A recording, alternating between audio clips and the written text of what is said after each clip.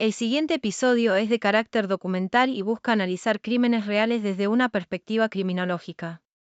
Todo contenido se presenta respetuosamente con fines informativos, sin intención de fomentar ninguno de los actos que serán abordados y solo es apto para mayores de 18 años. Respetamos la memoria de las víctimas y sus familias. Se recomienda discreción.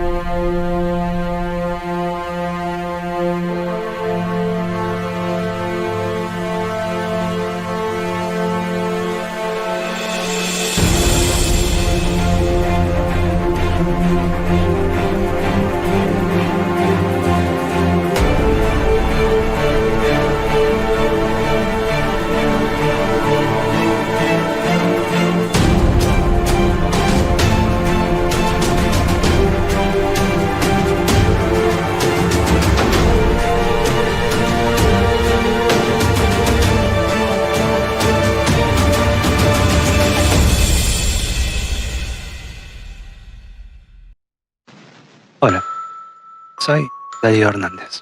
Y yo, Verónica Paglione. Y esto es Hernández Paglione, asesinos seriales.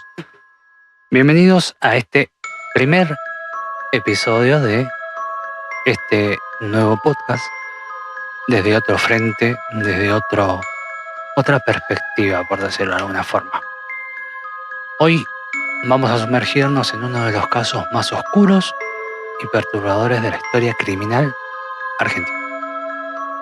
El de Cayetano Santos Godino, más conocido como el Petiso Orejudo.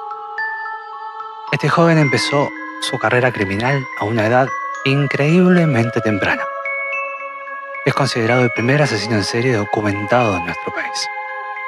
Prepárense para una historia llena de tragedia, horror y un análisis desde nuestro lugar de amateur profundo sobre alguien y qué lo lleva a convertirse en un monstruo. Como siempre, estaré acompañando a mi querido esposo en este viaje por la mente y los crímenes de Cayetano. Este caso me impacta muchísimo, no solo por lo brutales que fueron sus actos, sino porque estamos hablando de alguien que prácticamente era un niño cuando comenzó con todo esto, y eso es algo que pone los pelos de punta. Totalmente. Y es que Godino mostró señales de violencia desde los 7 años. Hoy vamos a desentrañar su vida paso a paso, desde su infancia hasta su muerte, pasando por sus crímenes y el impacto que dejó en Argentina. Pero antes, empecemos por el principio. ¿Quién fue este personaje y cómo llegó a ser lo que fue? Cayetano Santos Godino nació el 31 de octubre de 1896 en Buenos Aires, en una familia de inmigrantes italianos. Sus padres, Fiore y Lucía Godino, llegaron a Argentina en 1888 buscando un futuro mejor. Pero lo que encontraron fue pobreza extrema. Vivían en barrios obreros como Almagro y Parque Patricios, en condiciones muy duras. Fiore, el padre, era alcohólico y violento. Y hay registros que sugieren que había contraído sífilis antes del nacimiento de Cayetano, algo que pudo haber afectado la salud de él. ¿Qué historia? ¿Cómo arrancamos? Ya que la sífilis en esa época era devastadora. Y si el padre la tenía, no me sorprendería que eso influyera en Cayetano, tanto física como mentalmente. Además, crecer en un hogar con pobreza y abuso marca a cualquier persona. Cayetano fue el menor de 9 hermanos y desde muy pequeño empezó a mostrar comportamientos que hoy nos harían sonar todas las alarmas. torturaba pájaros, arrancándole los ojos y le encantaba prender pequeños insectos. Estos dos elementos son de la famosa triada macabra que vemos en muchos asesinos seriales: crueldad hacia los animales y piromanía. Sí, seguramente hablemos de esta triada en otros episodios. Y la verdad me da escalofríos porque es un manual de señales de alerta. ¿Qué hacía su familia con todo esto? Su padre estaba desesperado. En 1906, cuando Cayetano tenía solo 9 años, lo llevó varias veces a la policía porque arrojaba piedras a los vecinos y causaba problemas. Pero por su edad, las autoridades lo dejaban ir sin hacer mucho. Ese fue el primer error, no tomarlo en serio. Esto permitió que su violencia creciera muchísimo. Es increíble cómo uno pasa por alto las señales cuando no sabe, ya que hoy en día, con lo que sabemos de la psicología infantil, quizás alguien hubiera intervenido en ese momento, pero para esa época no tenían ni idea de qué hacer con un niño así.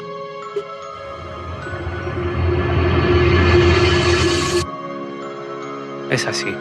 Pero bueno, empecemos un poquito a comentar los crímenes que cometió Cayetano. Comenzaron cuando tenía apenas 7 años. Su primer intento de homicidio fue contra Miguel de Paoli, un niño que intentó estrangular. Por suerte, Miguel sobrevivió, pero ese fue solo el comienzo. Solía atraer a sus víctimas, casi siempre niños pequeños, con promesas de dulces o juegos, y luego los atacaba en lugares apartados. Es algo aterrador porque como un niño de 7 años planea algo así, como nadie se da cuenta de lo peligroso que era, como alguien llega con tan corta edad a cranear algo tan increíble, ¿no? Uno se pone a pensar, ¿no?, que cómo nadie se dio cuenta de lo peligroso que era. Y la verdad es que en realidad sus primeros ataques no fueron mortales y la policía no le dio importancia por su edad. Pero en cambio, en 1912, cuando tenía 16, ese año cometió una serie de asesinatos que lo llevaron a la cárcel. Vamos con las víctimas principales. La primera fue Arturo La Aurora, un chico de 13 años. Godino lo llevó a una casa abandonada en la calle Pavón, lo golpeó, lo estranguló con un cordón y el cuerpo fue encontrado poco después.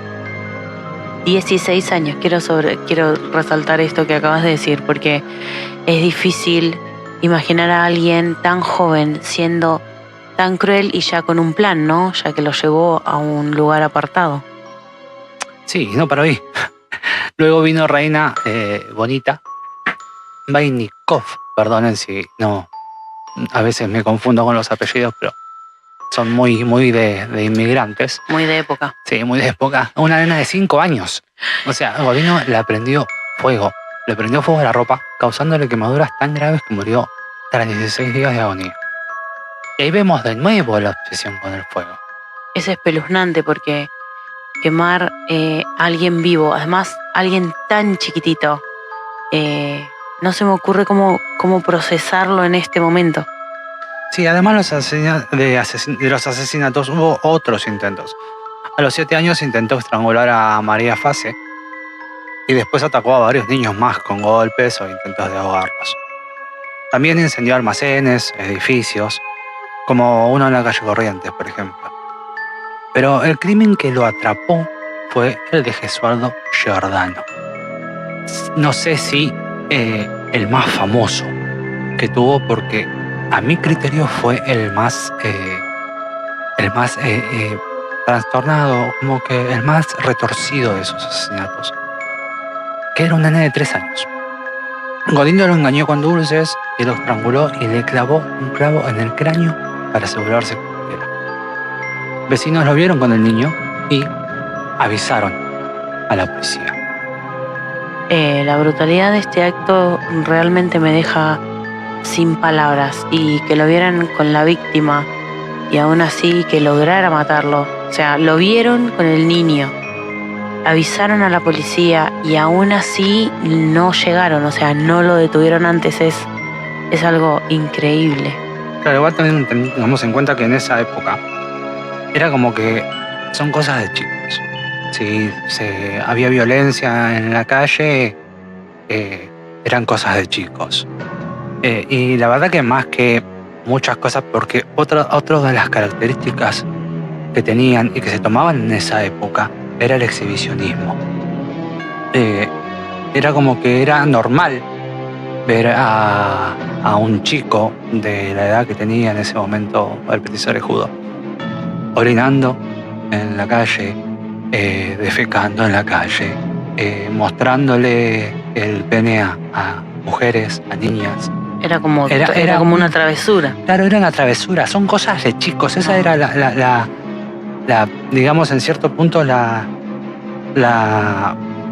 forma de justificar las acciones que tenían. Eran cosas de chicos, se están descubriendo, no le des importancia. Estaba así el asombro cuando se trataba de mujeres mayores. A una mujer mayor que vos le hicieras alguna clase de exhibición, estaba mal. Eso sí estaba mal. Pero a los niños, no, pero se están descubriendo. Era bastante trastornado y bastante loco también la forma en que tomaban las cosas. Porque claramente que todo esto diera curso también es responsabilidad de los adultos de ese momento.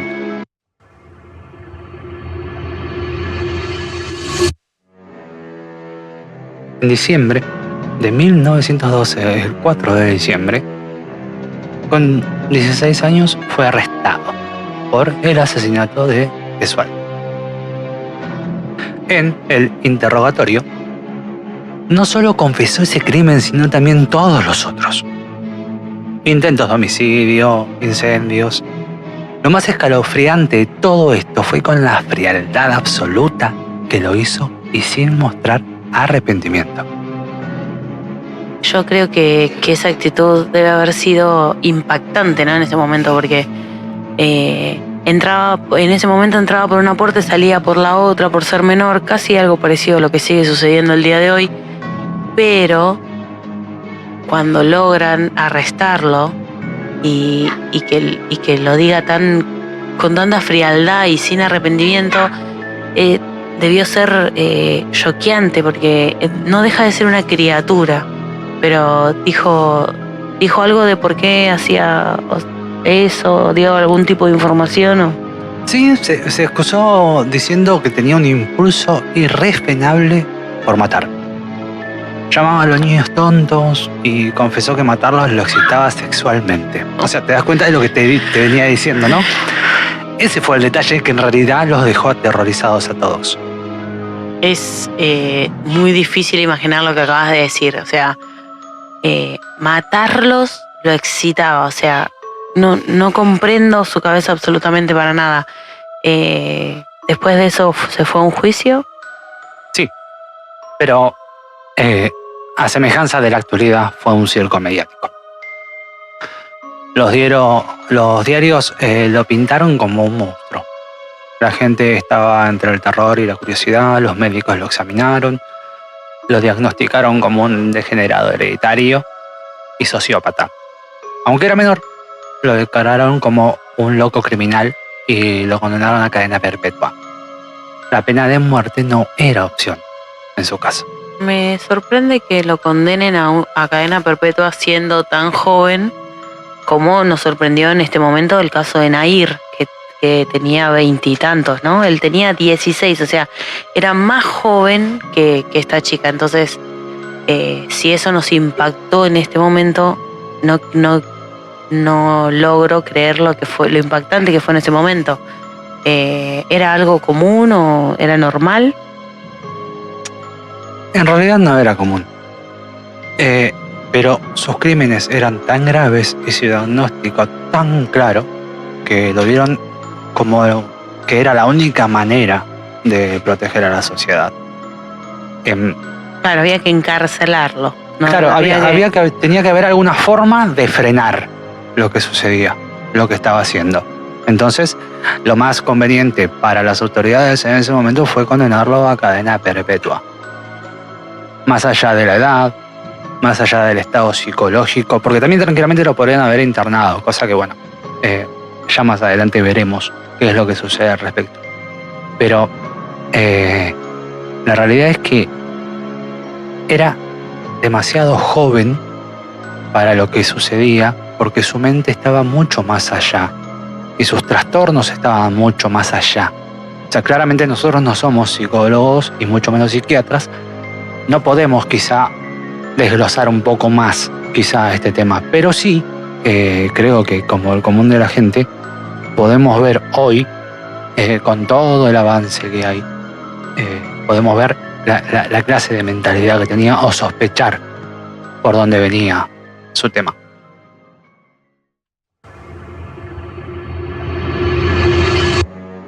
Bueno, continuando un poco con lo que fue el encarcelamiento, primero pasó por el hospicio de las Mercedes, un psiquiátrico, pero su violencia no paró, atacaba a otros pacientes. Por eso lo trasladaron a la prisión de Ushuaia en Tierra del Fuego, más conocida como la cárcel del fin del mundo, y ahí estuvo hasta que se murió. Hasta que se murió. Sí.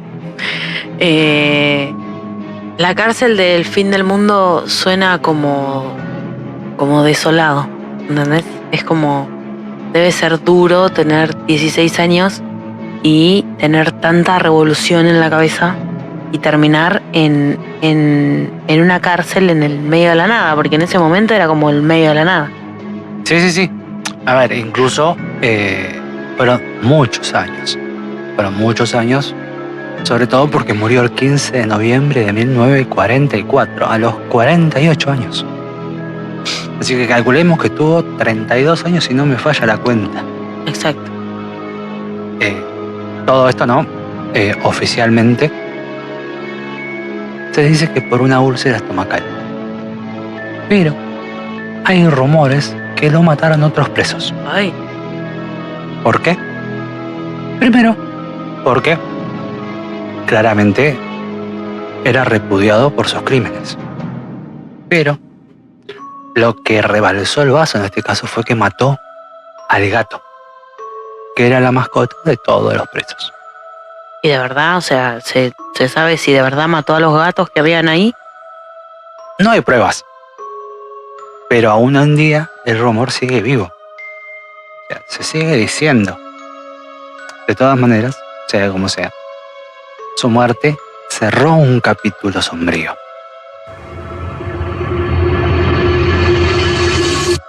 El caso del petiso de jugo sigue vivo en Argentina y pasaron más de 100 años. Hay un libro de María Moreno que mezcla crónica y ficción y se estudia en criminología como un caso pionero del asesino en serie. Es increíble como estos casos quedan en la cultura, porque en realidad es como el primer caso de un asesino serial. ¿Crees que deja alguna lección y es por eso que lo usan en criminología? A ver, convengamos que es el primer caso documentado. Como hablaremos más adelante, hay muchos casos anteriores a este. Pero es como que nos hace pensar en la responsabilidad penal de los menores, el impacto de la pobreza y el abuso. Y sobre todo la importancia de intervenir temprano ante señales de violencia. Claramente es una historia que te hace reflexionar sobre la prevención y sobre la salud mental. Sí, a ver. La vida de Cayetano Santos Godino es una tragedia en todos los sentidos. Un niño marcado por la miseria y la violencia que se convirtió en un símbolo del mal.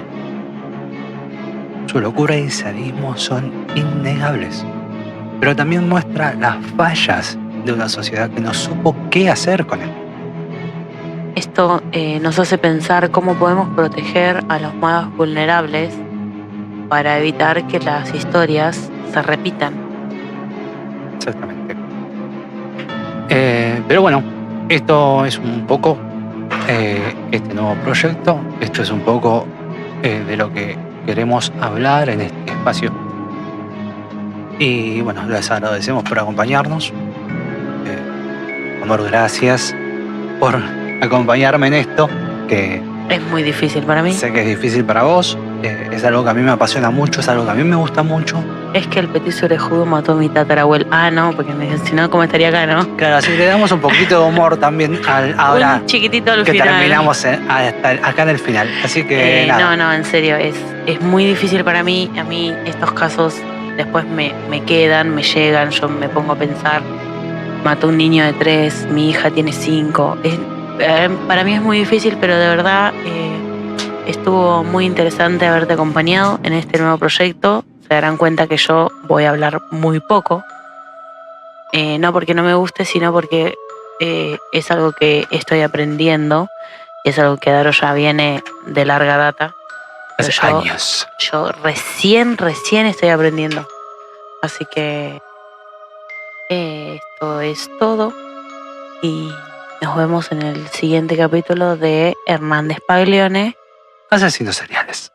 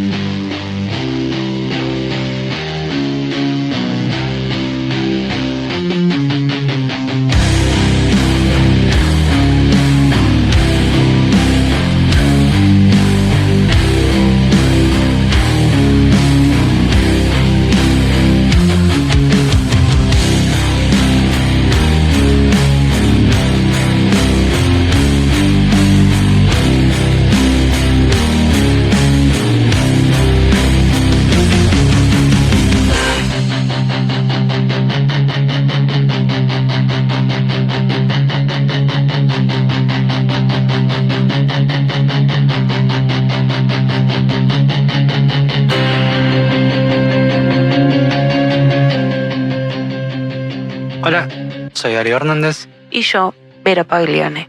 y queremos invitarte todos los viernes porque seguimos con esto que llamamos Los Declaró Hernández. Paglione. Pero además de eso, quiero invitarte a el nuevo proyecto de mi esposo, que es algo completamente fascinante, que lo tiene muy ilusionado. Si te gusta la historia, si te gustan los policiales, si te gustan los casos sin resolver, entonces los invitamos a esto que será Hernández Paglione. Asesinos seriales. Los miércoles a las 20. Así que agéndenlo. Viernes, 20 horas, por YouTube y Spotify. Los Declaró Hernández. Paglione. Y los miércoles a las 20, solamente y en exclusivo por YouTube, Hernández Paglione. Asesinos seriales. Chau, chau. Adiós.